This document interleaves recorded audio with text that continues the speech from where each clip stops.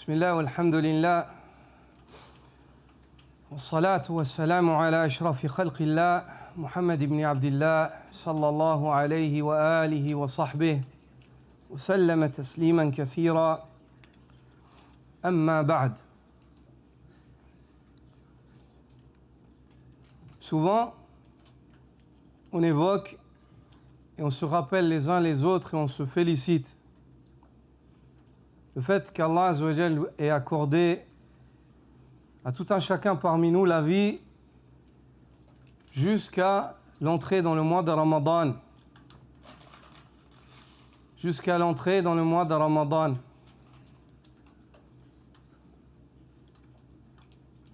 Et réellement, il en est ainsi. Les frères, quand vous terminez de boire vos bouteilles, il n'y a pas d'utilité à ce que vous les écrasiez tout de suite comme ça. Pas pendant le dars. Qu'Allah vous fasse miséricorde.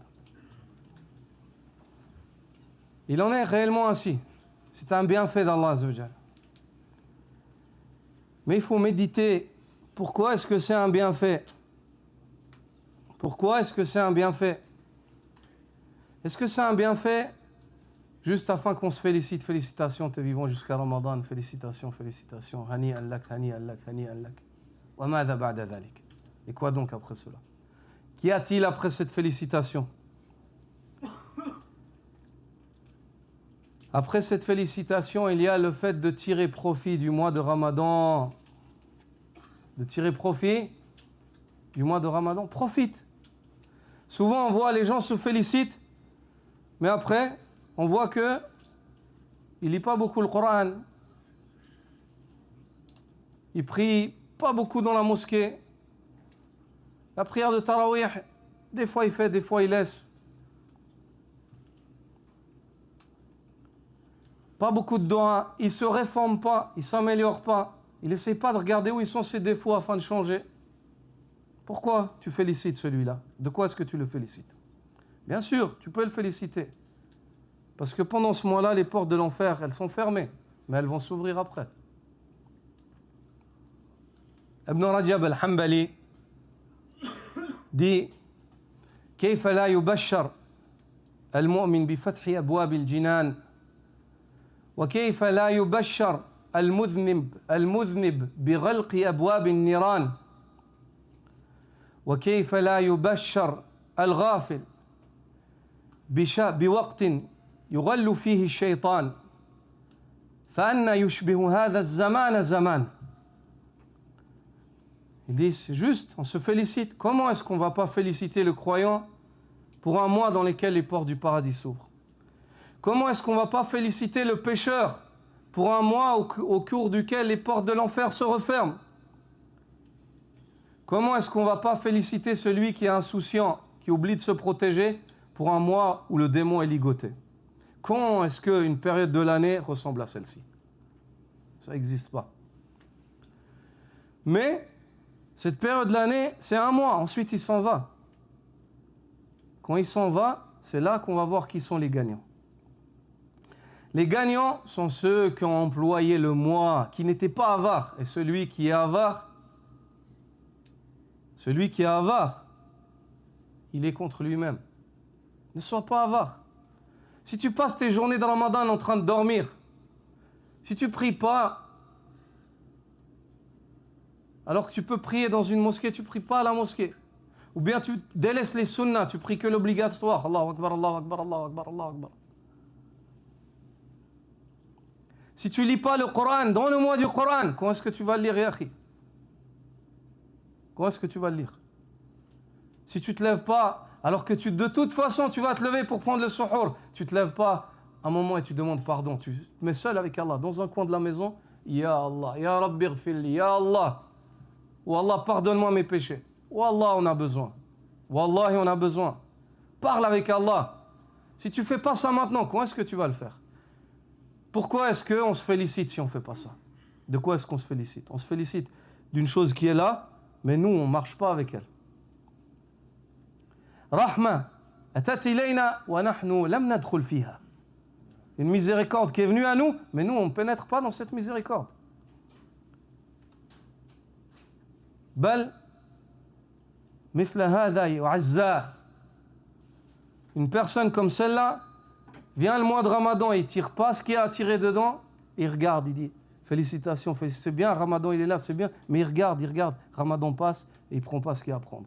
Une personne comme ça, il faut aller la consoler, il faut aller lui présenter les condoléances. Il a perdu, il n'a rien gagné. L'imam al-Bukhari narre dans son Sahih, avec sa chaîne de transmission jusqu'à Abdullah ibn Abbas radiyallahu ta'ala anhuma, qui dit Kana Rasulullah sallallahu alayhi wa sallam ajwad an-nas. Le prophète sallallahu alayhi wa sallam était l'homme le plus généreux. Généreux, pas seulement dans le matériel, généreux dans le matériel, généreux dans le taqaddum, al-iqbal ala Allah, dans le da'wa, dans tout. Il était généreux sur tous les plans sallallahu alayhi wa sallam. Dans le comportement, généreux bil tabassum, le fait de sourire au visage des gens, ça fait partie de la générosité, al-joud aussi. Kana ajwad an-nas, c'était l'homme le plus généreux, sallallahu alayhi wa sallam. Wa kana ajwad ma yakun fi Ramadan. Et là où il était le plus généreux, c'était dans le mois de Ramadan. C'est là où il faisait encore plus d'efforts, sallallahu alayhi wa sallam. Hina yalqahu Jibril.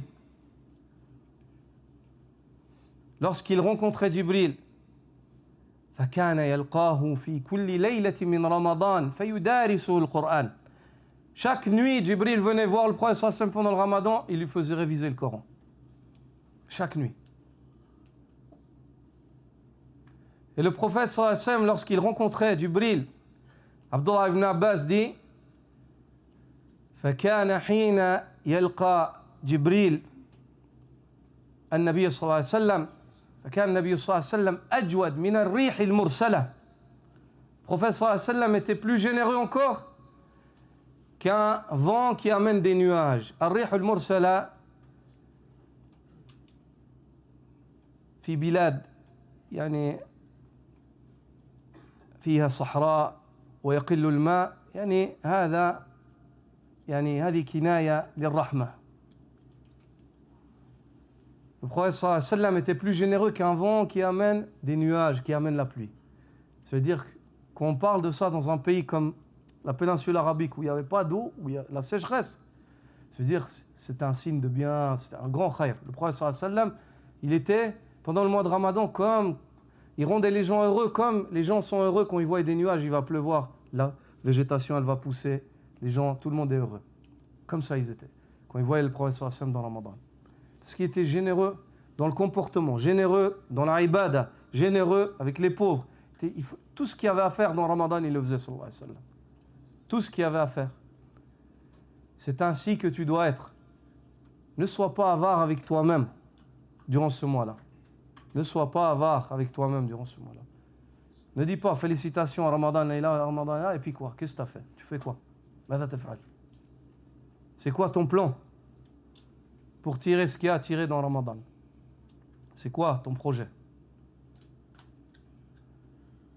Et ce qu'il y a à tirer dans Ramadan, ayyuha al-ikhwa, on vient de lire les versets, ayatul siyam. Avant les versets du siyam, Allah Azza wa Jal te parle du birr, la bienfaisance. Il t'explique que la bienfaisance, c'est pas d'être superficiel. ليس البر أن تولوا وجوهكم قبل المشرق والمغرب. ليس البر في ظاهر فحسب. La bienfaisance, c'est pas juste que vous soyez comme des choses sans vie. Vous bougez vos visages au levant et au couchant. Al-birr, il a deux composants. صلاح الباطن وصلاح الظاهر. La bienfaisance, c'est le fait que l'homme soit sain dans son intérieur et sain dans son extérieur. Ça, c'est une personne qui a du birr.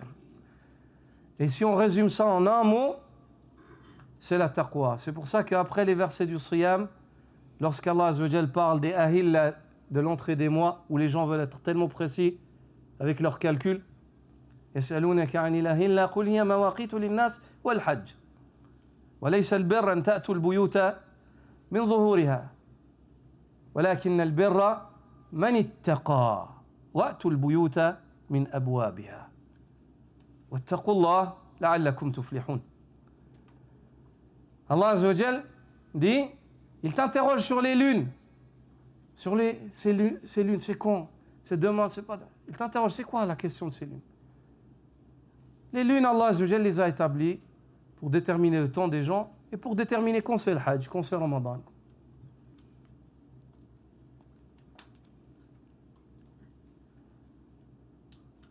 La bienfaisance, dit-il, Jalla Sha'nu, la bienfaisance, elle est pour celui qui est pieux. N'essayez pas de pénétrer les maisons depuis le toit. Entrez dans la maison par la porte qu'Allah lui a destinée. Entre dans l'islam par la porte qu'Allah lui a destinée. Réforme ton intérieur et réforme ton extérieur. Fais les efforts qui te sont demandés. Pénétrez donc dans les demeures par leurs portes. La bienfaisance, c'est la piété, c'est la taqwa, c'est le fait de faire, de dire, de faire, de croire ce que Allah te demande de croire, de dire, de faire. En espérant la récompense d'Allah. Et la piété, c'est le fait de t'écarter des croyances, des paroles et des actes qu'Allah te demande de t'écarter en craignant le châtiment d'Allah. Ça c'est la bienfaisance et ça c'est la piété. Ça c'est la piété. Et ça c'est le fait de rentrer dans l'islam par la porte de l'islam. Le fait que tu pénètres dans la maison par là où Allah a destiné que tu y pénètres. Et c'est ça la réussite. Allah rappelle. Et craignez Allah, faites ces efforts nécessaires لعلكم تفلحون afin que vous réussissiez. Afin que vous réussissiez. Neve shpesh dëgjojmë njerëzit duke e përgëzuar njëri tjetrin për hyrjen e muajit Ramazanit. Natyrisht se është rast në të cilin do të mu përgëzu besimtari. Ibn Rajab al-Hanbali rahimahullah thot كيف لا يبشر المؤمن بفتح أبواب الجنان وكيف لا يبشر المذنب بغلق أبواب النيران وكيف لا يبشر الغافل بوقت يغل فيه الشيطان فأنا يشبه هذا الزمان الزمان thot vallë si mos ta përgëzojmë besimtarin për një kohë në të cilën hapën dyert e xhenetit.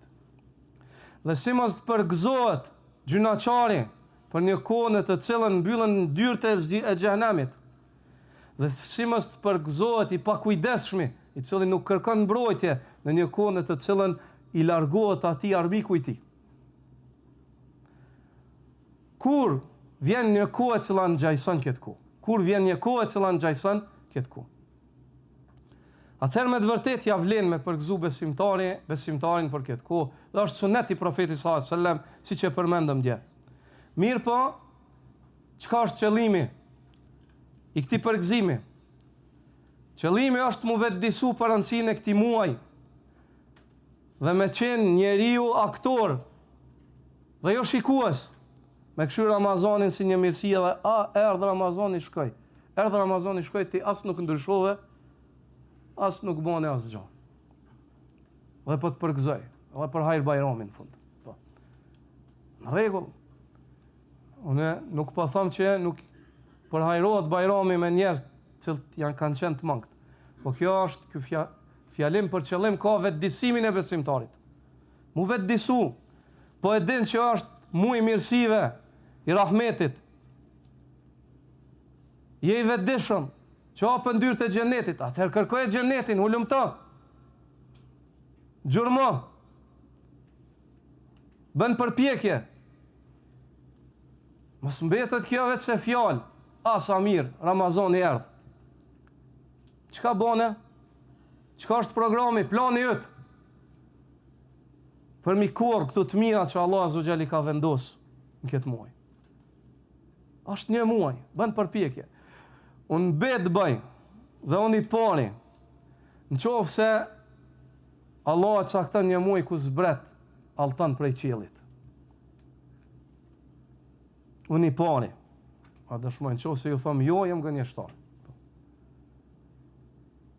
Dhe na lejohet me dal edhe me tubu me mbledh. Dal ditën edhe natën. Pse është nevojë. Ai që thot nuk është nevojë, ose s'ka kuptu, ose nuk flet drejt. Është nevojë. Është nevojë, ajo nevojë e dunjos. Dhe ajo për na shtyn neve me dal, me punu, me bë tregti, se është nevojë. Po këto është një muaj ku po zbret prej qiellit rahmeti. As ki nevojë për rahmeta?